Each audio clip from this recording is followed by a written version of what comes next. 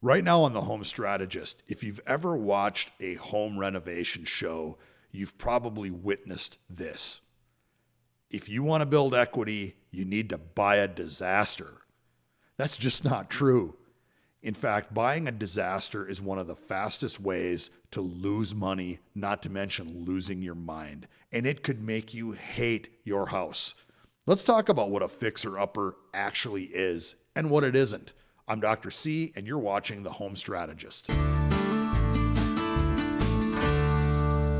TV has completely warped the fixer-upper.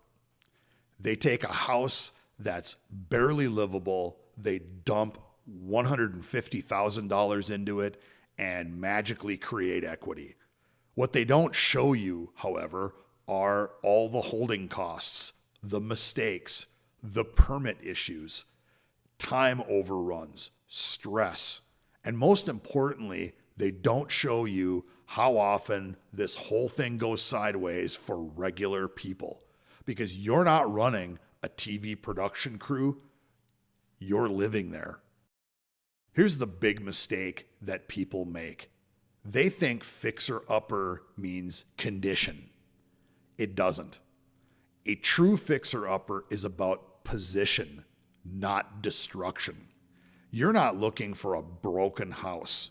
You're looking for a house that's just a little behind. A real fixer-upper usually has 3 characteristics. Think old paint, worn flooring, dated cabinets, outdated fixtures.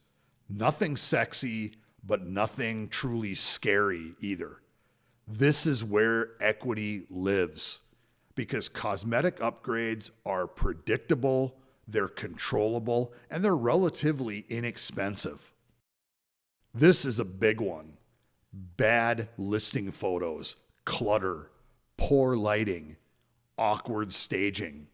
As a result, these homes tend to sit on the market longer, not because they're bad, but because they don't show well.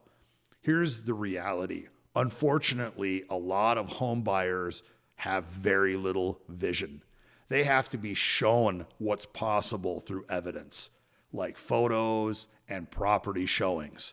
That creates opportunity for strategic homeowners.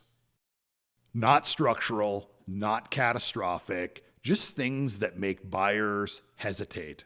Examples: ugly landscaping, old carpet smell, maybe some pet damage, minor layout inefficiencies, dated bathrooms that still work.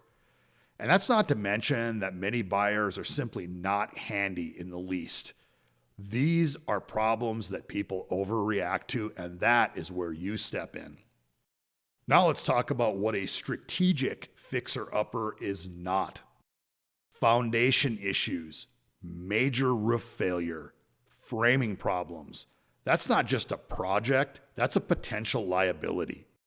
Electrical problems, plumbing problems, HVAC issues.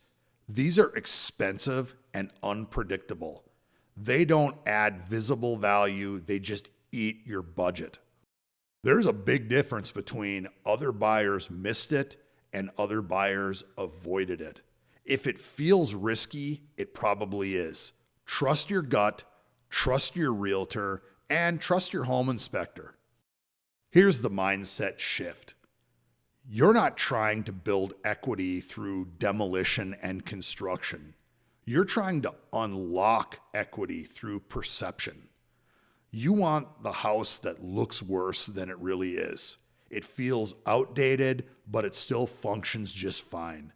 And you can improve things quickly with some very simple changes, because that's where the gap is between what something is and what people think it is. Let me give you a few quick examples.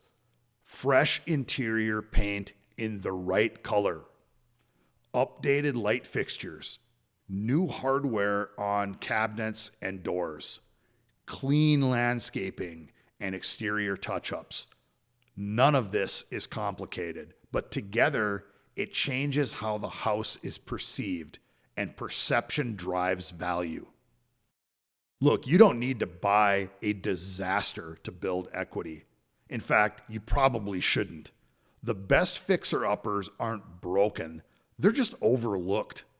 And if you can learn to see the difference, you'll start finding opportunities other people walk right past, and that's strategy.